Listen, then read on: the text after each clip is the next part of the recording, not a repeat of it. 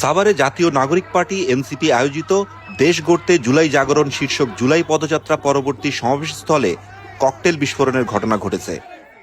সোমবার রাত 10:15টার দিকে সাভার থানার স্ট্যান্ড ঈদগাহ মাঠে সমাবেশ চলাকালে এই ঘটনা ঘটে।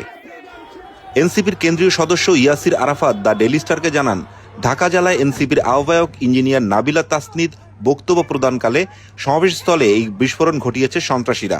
এ সময় সমাবেশ মঞ্চে এনসিপির আহ্বায়ক ও বিরোধী দলীয় চিফ হুইপ নাহিদ ইসলাম ছাড়াও এনসিপির কেন্দ্রীয় নেতৃবৃন্দ উপস্থিত ছিলেন।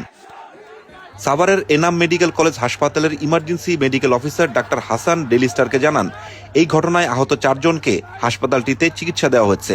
4 জন পেশেন্ট পাইছে আর কি, তার মধ্যে একজন ছিল একটু গুরুতর, তার পায়ের যে আঘাতটা ছিল সেটা একটু গুরুতর ছিল আর কি। তাদের আমরা প্রাইমারি এখান থেকে ট্রিটমেন্ট দিয়ে 3 জনকে ওটিতে পাঠিয়ে দেওয়া হয়েছে। পরবর্তী ম্যানেজমেন্ট এখানে অপারেশন থিয়েটারে হবে আর কি। কাট ইঞ্জুরি ছিল আর কি, পলিট্রমার পেশেন্ট আর কি, মাল্টিপল ট্রমা আর কি যেটাকে বলে। এই ঘটনায় পরবর্তী সময়ে ককটেল বিস্ফোরণের প্রতিবাদে সমাবেশস্থল থেকে এনসিপির আহ্বায়ক নাহিদ ইসলামের নেতৃত্বে একটি মিছিল বের হতে দেখা যায়। মিছিলটি বিভিন্ন সড়ক প্রদক্ষিণ করে সাভার মডেল থানার সামনে অবস্থান নিয়ে বিক্ষোভ করতে দেখা যায়।